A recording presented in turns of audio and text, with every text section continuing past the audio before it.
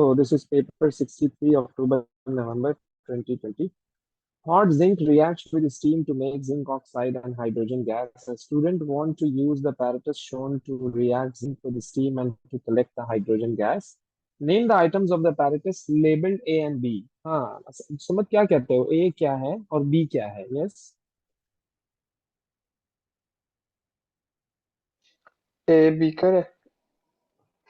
A, A, A, ओ ये sorry, रहा B A. B B B B beaker है। बीकर नहीं है। ना, ना, ना, ना, ना, नहीं। बीकर ऐसा नहीं होता है। बीकर तो ऐसा होता है। बीकर तो ऐसा होता है। ये होता है बीकर तो। हाँ जी। ये आपके पास है, यानी कि ए। चलो ए क्या है? ए डिलीवरी पहले ए ट्यूब है। बताओ। ए डिलीवरी डिलीवरी ट्यूब है। ट्यूब है, गुड।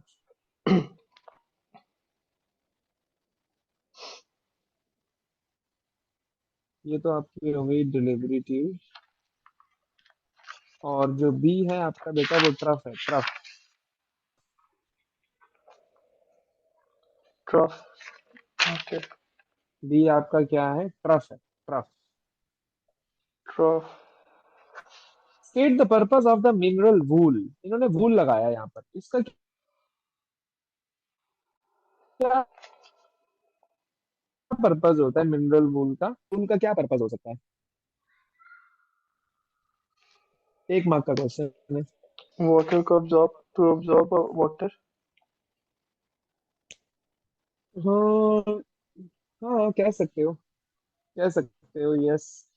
बेसिकली यहाँ पर हो रहा ये है कि हम पता है क्या कर रहे हैं? हम हॉट जिंक का रिएक्शन करवा रहे हैं स्टीम के साथ। और वो जो मिनरल वूल अंदर रखा हुआ है ना, इसमें वाटर होता है। जब हम इसे हीट करते हैं ना, जी। तो वाटर यहाँ से जब स्टीम निकलती है ना, तो वो स्लोली स्लोली जिंक से रिएक्शन करती है। जब ऑब्वियस सी बात है कि जब जिंक से रिएक्शन करेगी तो हाइड्रोजन गैस प्रोड्यूस करेगी। और हाइड्रोजन गैस को हम कलेक्ट करते हैं through this method. Hydrogen gas को हम कलेक्ट करते हैं through this method. This is called so displacement of water method. तो वो ये क्या मेथड लिखे? हम तब यूज करते हैं जब हमारे पास कोई ऐसी गैस हो जो वाटर में इनसॉल्यूबल हो। तो तब हम भाई मेरे ये मेथड यूज करते हैं। तो इसलिए अब मैं क्या लिखूंगा? Purpose of the mineral wool, to hold, to hold the water. Okay sir. द apparatus shown is dangerous to use because of an error in the way it has been set up. Identify this error. Explain why this error makes it dangerous to use the apparatus. क्या है इसमें ऐसा error कि वो कह रहा है dangerous है?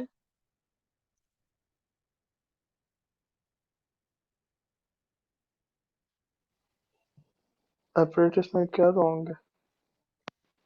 और से देखो, एक एरर है जो कि नहीं होना चाहिए।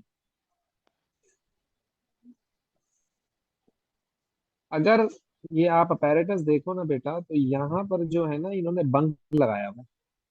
इसको सील किया हुआ है। भाई इसको सील क्यों किया हुआ है भाई? जब हाइड्रोजन गैस यहाँ जमा होगी ना बेटा, यहाँ पर जब हाइड्रोजन गैस कलेक्ट होगी ना, जी।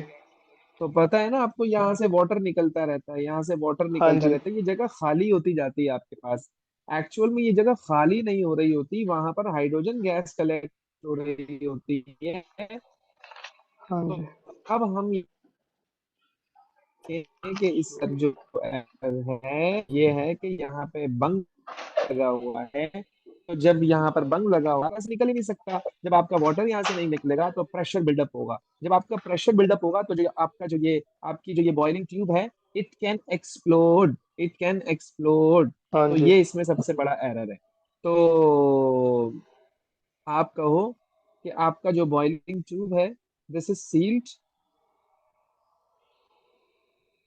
Boiling tube is sealed.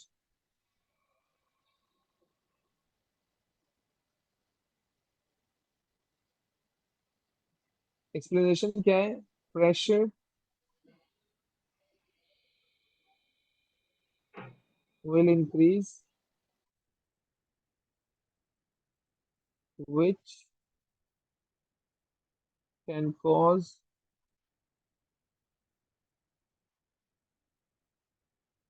explosion.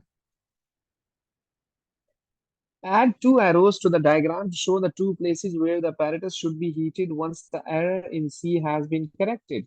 Describe the test. अच्छा, अब यहाँ पे दो एरो लगाने हैं जहां पर आप इसको हीट करोगे। तो कहाँ लगाएं एरो? तो आप दो जगह एरो लगाओगे बेटा। एक तो आप करोगे जिंक को हीट, ओके, और एक जिंक को दूसरा आप दूसरा करोगे इस वूल। मिनरल वूल को हीट। जी। जाहिर सी बात है, ताकि आपका यहाँ से वाटर तो रिलीज होना है यार। जब वाटर रिलीज होगा तभी तो वो जिंक से रिएक्शन करेगा। अच्छा, यस फिर सर। क्या कह रहा है? Describe the test for hydrogen gas. भाई अब टेस्ट बताइए हाइड्रोजन गैस का क्या होगा। तो बेटा हम क्या लाइटेड करते हैं? Splint and pop sound.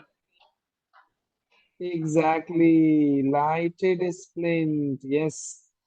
और फिर हम एंड उसको पॉप क्या साउंड। करेंगे? उसमें जैसे ही अपनी टेस्ट ट्यूब में आप डालोगे उसको, तो एक produces a pop sound. Ji.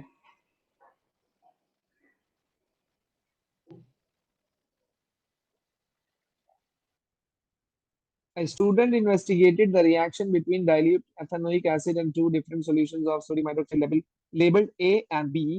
Two experiments were done. Experiment one a burette was rinsed with solution A. अच्छा, solution A को ये क्या कह रहा है? Two different solutions of hydroxide labeled solution A and solution B.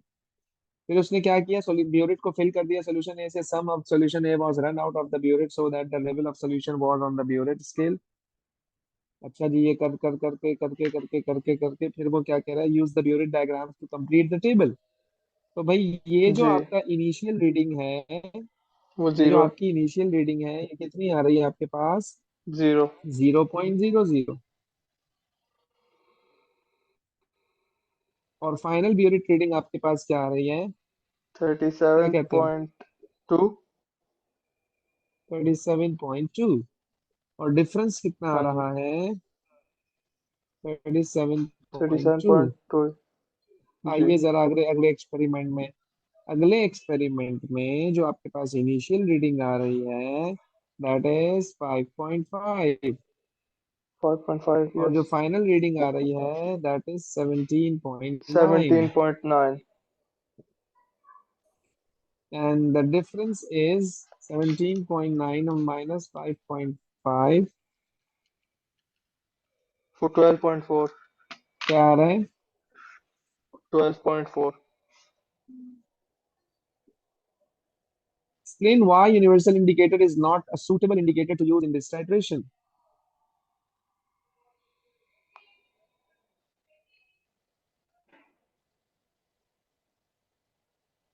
क्योंकि ये जितनी भी टाइट्रेशंस होती है ना आपके पास, बेसिकली ये टाइट्रेशन ही तो करवा रहे हैं हम। अच्छा, टाइट्रेशन में मसला ये होता है जी। कि आपका ना जब न्यूट्रल पॉइंट आता है ना, तो कलर चेंज हो जाता है उसका। मतलब सॉरी, जब न्यूट्रल पॉइंट आता है तो उसकी पीएच चेंज हो जाती है। ऑब्वियस सी बात है, आपने कॉनिकल फ्लास्क में लेट्स सपोज एसिड लिया हुआ है, और एसिड में आपने यूनिवर्सल इंडिकेटर डाल दिया। अब भाई यूनिवर्सल इंडिकेटर के बहुत सारे कलर्स होते हैं यार, depends on the pH of solution भाई। एसिड में जी। अलग कलर है, और एसिड में भी पीएच 1 पे अलग है, 2 पे अलग है, 3 पे अलग है, 4 पे अलग है, 5 पे अलग है, 6 पे अलग है, 7 पे अलग है, 8 पे अलग है, 9 पे अलग है, 10 पे अलग है। इतने सारे कलर्स यार, मतलब टाइट्रेशन करते हुए जब आपको इतने सारे कलर ऑब्जर्व होंगे तो बच्चा तो बिल्कुल ही पागल चरिया हो जाएगा। वो तो कि मैं करूँ तो करूँ क्या भाई, मुझे एंड पॉइंट कैसे पता लगेगा? तो इसलिए ऐसी ऐसे रिएक्शंस में यूनिवर्सल इंडिकेटर को यूज करना इज नॉट सूटेबल। उसकी वजह यह है कि आप इसमें यहां लिख सकते हो it is hard, it is difficult to determine the end point, difficult to determine end point because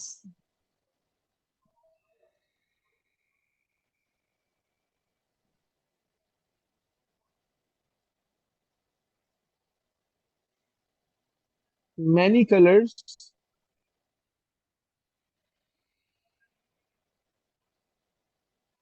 given by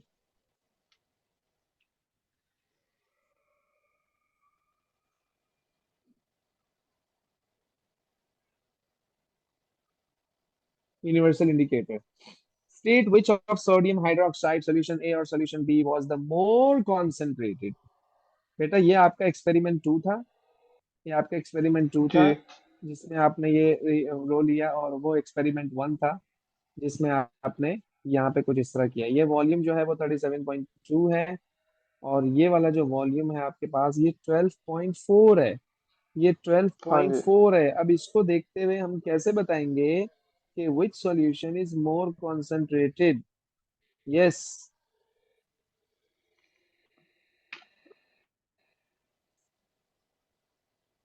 sir.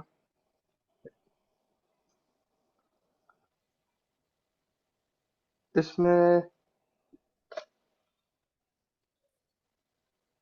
मैं यहाँ पे कोट कर देता हूँ, एक का वॉल्यूम आ रहा है, एक्सपेरिमेंट टू का वॉल्यूम आ रहा है 12.4, और एक्सपेरिमेंट वन का जो वॉल्यूम आ रहा है दैट इज 37.2। 7।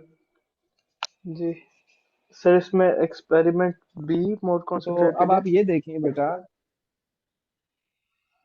यानी experiment two more A, concentrated है, जी जी जिसमें आपके पास वॉल्यूम ऑफ सॉल्यूशन बी आ रहा है, सही है ना?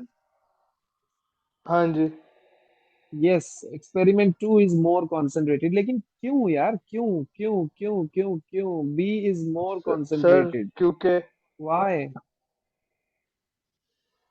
Sir because it has less volume than experiment 1।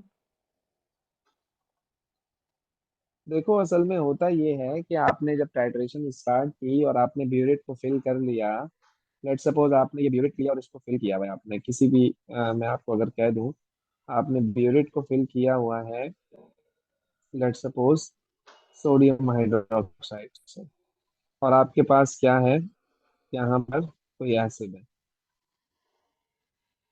भाई लेट सपोज अगर इस एसिड को न्यूट्रलाइज करने में, अगर इस एसिड को न्यूट्रलाइज करने में मैं NaOH डाले ही जा रहा हूँ, डाले ही जा रहा हूँ, डाले ही जा रहा हूँ, डाले ही जा रहा हूँ, डालता ही जा रहा हूँ, न्यूट्रलाइजेशन हो के ही नहीं दे रही है यार। इतना टाइम ले रही है भाई, इतना टाइम ले रही है न्यूट्रलाइजेशन। इसका मतलब ये है कि जो मेरे पास जी सोडियम हाइड्रोक्साइड है वो डाइल्यूट सोडियम हाइड्रोक्साइड है, तभी तो वो उसको न्यूट्रलाइज करने में इतना टाइम लगा रहा है। देखो जब भी न्यूट्रलाइजेशन होती है बेसिकली एसिड जो है वो बेस की पावर को न्यूट्रलाइज कर रहा होता है, और बेस जो है वो एसिड की पावर को न्यूट्रलाइज कर रहा होता है। कुछ ऐसे ही होता है एक्चुअल में। तो अब सिनारियो कुछ ऐसा है कि आपने जब दूसरा एक्सपेरिमेंट किया तो उसमें तो जल्दी जल्दी न्यूट्रलाइजेशन हो गई यार, इतना कम वॉल्यूम आया। कहाँ 37, कहाँ ट्वेल्व जी पॉइंट फोर तो इसका मतलब यह है कि इसने न्यूट्रल होने में कम टाइम लिया, यानी कि कम वॉल्यूम इसका लगा है। तो इसका मतलब ये ज्यादा ताकतवर था, ये ज्यादा ताकतवर था, तभी तो जो है ना वो इसका कम वॉल्यूम लगा है, तभी तो इसने इसके कम अमाउंट ने इसके कम अमाउंट ने उस एसिड को न्यूट्रलाइज कर दिया है। So that's why on the basis of this हम ये कह रहे हैं कि आपका जो सॉल्यूशन बी है that is your experiment two, that is the more concentrated because it is having the less amount of volume for the neutralisation. तो इसलिए अब मैं क्या लिखूंगा हाँ कि जी आपके पास जो है अल्लाह भला करे आपका, मैं इसको हटा देता हूँ, बी इज मोर कॉन्सेंट्रेटेड। अब हम उसका रीजन ये लिखेंगे कि it has less volume for neutralisation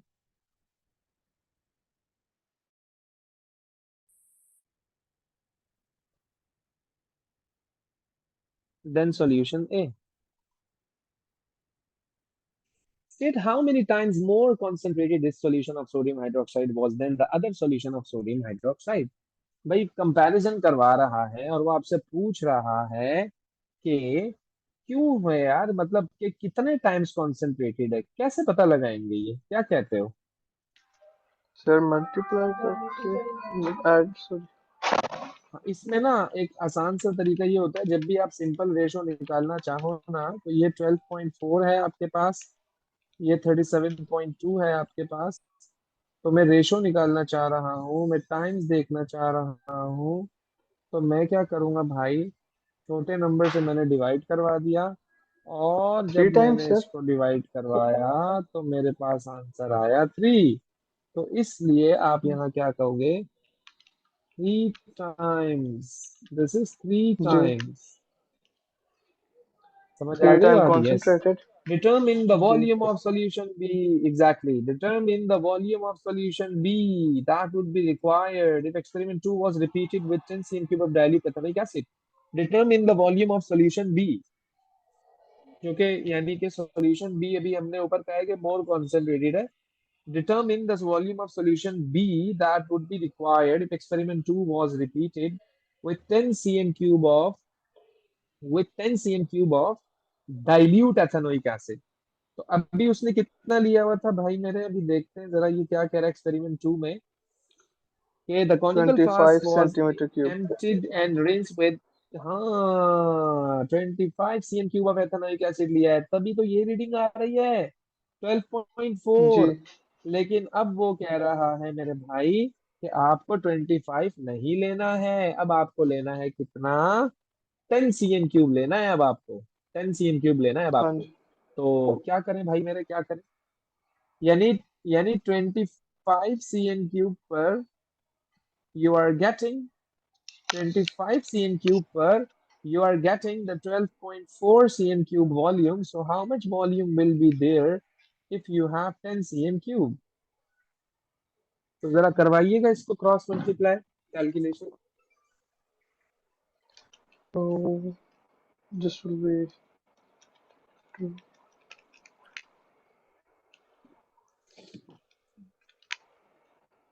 4.96। तो दिस इज एक्स। तो क्या कहा आपने, क्या आंसर आ रहा है अब्दुल समद? 4.96। 4.96, गुड। और इसको अगर आप राउंड ऑफ करोगे तो 5 cm क्यूब, ऐसे ही है। Describe how the reliability of the results could be checked. How the reliability of the result could be checked. कैसे चेक करते हैं किसी भी चीज की रिलायबिलिटी को, मतलब आपको शक हो रहा है कि पता रिपीटिंग द नहीं यार मतलब एक्सपेरिमेंट सही हो, हाँ हाँ फॉर ट्वाइस बिल्कुल और बिल्कुल थ्राइस। बिल्कुल बिल्कुल, रिपीट एक्सपेरिमेंट, जी। रिपीट एक्सपेरिमेंट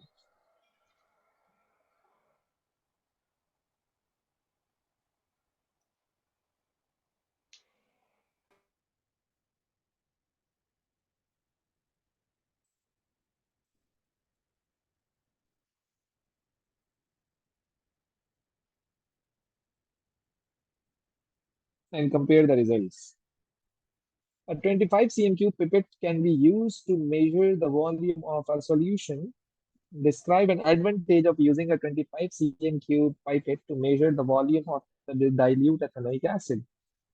क्या कहते हो जनाब, क्या होना चाहिए इसका आंसर? पाइपेट क्यों यूज करते हैं, इसका पाइपेट क्यों यूज एडवांटेज। करते हैं भाई?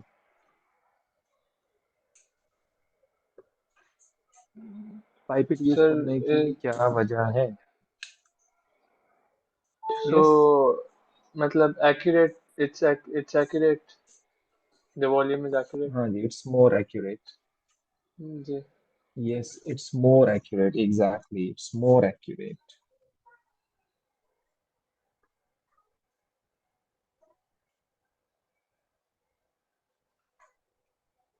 Why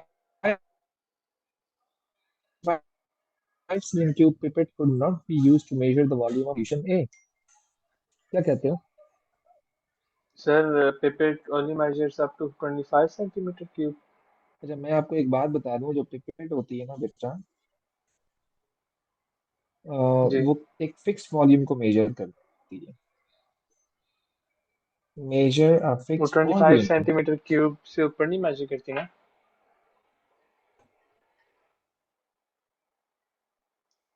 मतलब एक फिक्स, तो वो सॉल्यूशन ए में इसने कितना मेजर किया? हम्म, 37.2। अब वो क्या कह रहा है कि आपके पास how many, explain why a 25 cm cube pipette could not be used to measure the volume of solution A। क्योंकि जो पिपेट होती है आपका वो फिक्स वॉल्यूम मेजर करती है, वेरिएबल वॉल्यूम को मेजर नहीं, फिक्स वॉल्यूम को मेजर करती है ये। Okay. Explain why the burette was rinsed with distilled water. Burette जो है वो डिस्टिल्ड वाटर से उसने रिंस किया इन एक्सपेरिमेंट 2 में। क्यों? क्योंकि बेटा वो पहले एक्सपेरिमेंट 1 कर चुका था, क्योंकि वो पहले हाँ जी। एक्सपेरिमेंट कर चुका था वो। तो अब सोल्यूशन दूसरी है। दफा जब वो एक्सपेरिमेंट करेगा तो ऑब्वियस सी बात है, तो वो जब डिस्टिल वाटर से उसको रिंस कर रहा है तो वो इसलिए कर रहा है to remove the previous solution हाँ जी। That was A, that was ए।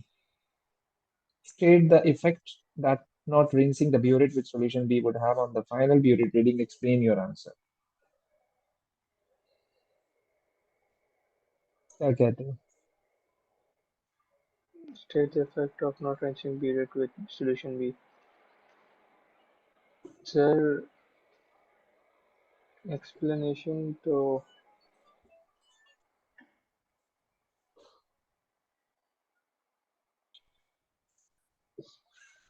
अच्छा, इसने हमसे पूछा जी पार्ट 1 में कि why the burette was rinsed with distil water, तो मुझे यहाँ लिखना चाहिए ना, मैंने कहाँ लिख दिया है यार ये? है ना, ऐसे ही है ना? अब वो पूछ रहा है जी explain why sir. The burette was then rinsed with solution B. अब उसने दोबारा रिंस किया। अब उसने क्या किया? रिंस किया विद सॉल्यूशन बी से। अब जाहिर बात है यार, आपने उसको डिस्टिल वाटर से रिंस जी। किया है, तो जाहिर सी बात है डिस्टिल वाटर तब लगा हुआ होगा उसके ऊपर। तो अब डिस्टिल वाटर को अगर तुम्हें रिमूव करना है हाँ तो जी। अब तुम सॉल्यूशन बी से रिंस कर दो टू रिमूव डिस्टिल वाटर। जी। Solution to remove distil water.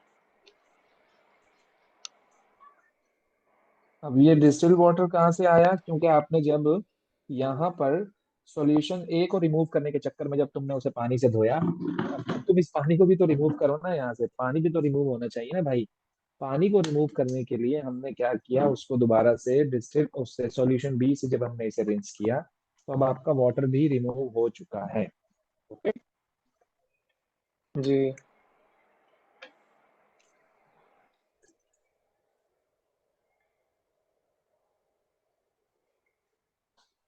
आगे क्या कहते हो? State the effect that that that not rinsing the burette with solution B would have on the final burette reading. इसके बारे में क्या कहते हो? क्या आंसर होना चाहिए इसका? सर, अगर वो नहीं रहेगा तो वैल्यू डिफरेंस आ जाएगा। अच्छा, इसमें पता है क्या होता है, अगर लेट्स सपोज आपने मिसाल के तौर पे उसे रिंस नहीं किया और वाटर लगा हुआ है और आपने इसकी बोला चलो लगा रहेगा, तो उसका ये होगा कि आपने हाँ जब जी। अपने ब्यूरेट में सॉल्यूशन बी को फिल करोगे ना, तो वो आपका जो सॉल्यूशन बी है ना वो डाइल्यूट हो जाएगा। आपका जो सॉल्यूशन बी है ना वो होगा डाइल्यूट।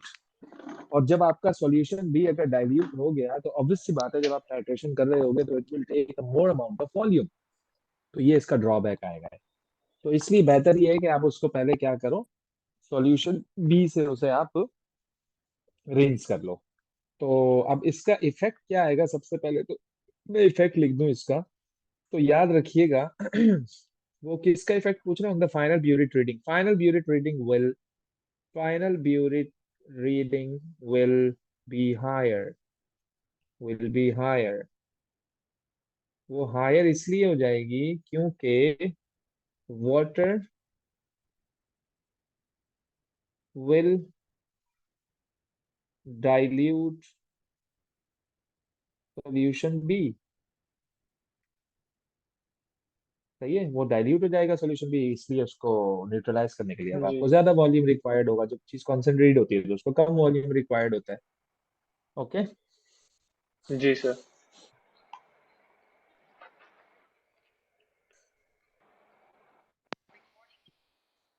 अच्छा, ये जो टेस्ट वाला क्वेश्चन है ना, इसमें आपको डाटा टेबल प्रोवाइडेड होगा, तो टेंशन नहीं लेना इसकी। डाटा जी। टेबल आपको प्रोवाइडेड होगा। तो डाटा टेबल जब आपको प्रोवाइडेड होगा तो वहां से देख देख के आपको कंपैरिजन करना है, इसमें कुछ भी नहीं है। तो ये मैं आपको इसकी प्रैक्टिस कराता हूँ, अगर आपको ये समझ नहीं आते ना। इसके लिए हम एक रीसेंट पेपर करेंगे जिसमें ये डाटा दिया हुआ होता है, थोड़ा सा ओल्ड पेपर है, इसमें डाटा जी। दिया हुआ नहीं। तो ये इसके बाद मैं आपको करवाता हूँ एक। ये देखिएगा जरा, क्वेश्चन 4 को जरा बहुत अच्छी तरह पढ़ोगे, इसमें क्या पूछना चाह रहा है और क्या क्या चीजें आपको दी हुई हैं।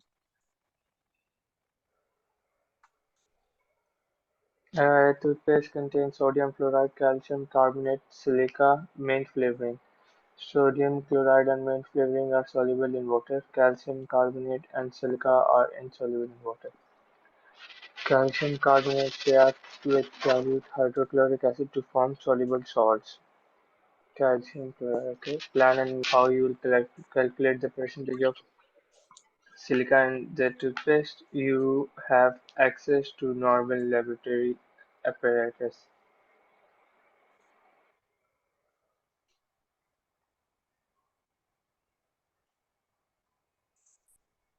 क्या समझ आया? Calculate the percentage of mass of silica in the toothpaste. तो सबसे पहले we would start the experiment by calculating the weight of the toothpaste. Okay done, फिर? उसके बाद हम dilute hydrochloric acid ऐड करेंगे. क्यों ऐड करेंगे? उसकी परसेंटेज निकालनी है सिलिका की. क्योंकि उसमें है कैल्शियम कार्बोनेट। कैल्शियम. जी, तो जब आप कैल्शियम कैल्शियम कार्बोनेट. कार्बोनेट, जब आप एसिड डालोगे तो कार्बोनेट आपका रिलीज हो जाएगा, यानी कार्बन डाइऑक्साइड बन के हम्म. निकल जाएगा। अच्छा, जी. जब तक उसको अंटिल नो मोर फिजिंग, तब तक डालो उसमें एक्सेस डाल दो, ताकि हम्म. पूरा कार्बन डाइऑक्साइड तुम्हारा वहां से रिमूव हो जाए। वहां से Until there सब is no रिमूव हो fizzing. जाएगा। फ्लोराइड सॉल्यूबल होता है, फ्लोराइड सॉल्यूबल होता है, सिलिका इनसॉल्यूबल होता है, मिंट फ्लेवरिंग भी सॉल्यूबल होता है आपके पास। सही है। आप उसको फिल्टर कर लो। जब आपको उसको फिल्टर करोगे तो वहां से सिलिका अलग हाँ, हो हाँ. जाएगा। सिलिका जब वहां से अलग होगा, तो बेसिकली आपने उसको जब फिल्टर करोगे तो फिल्टर पेपर के ऊपर आपके पास सिलिका आ जाएगा, दैट इज योर रेजिड्यू। आप उस रेजिड्यू को वॉश करो, अच्छी तरह हाँ से जी. उसे ड्राई करो, उसको वे करो, उसको वे करो। और और फिर आप क्या करो, आपको आपने इनिशियल मास इसका लिया हुआ था। अगर आपको याद हो हम क्या करते थे, लेट सपोज सोडियम कार्बोनेट में मुझे कार्बन की परसेंटेज चाहिए, तो हम कैसे करते थे? Mass of carbon divided by mass of sodium carbonate multiply by 100। Mass of carbon divided जी. By mass of carbonate multiply by, भाई ये भी ऐसे ही करेंगे यार, mass of silica divided by the total mass of toothpaste multiply by 100। Into 100. अभी तो हमने मास ऑफ सिलिका निकाला है। जिस हाँ चीज जी. की भी परसेंटेज तुम्हें निकालनी हो मेरे भाई, जी. मास तुम्हें चाहिए, उसका मास तुम्हें चाहिए, तो इसलिए हम ये काम करेंगे। ओके।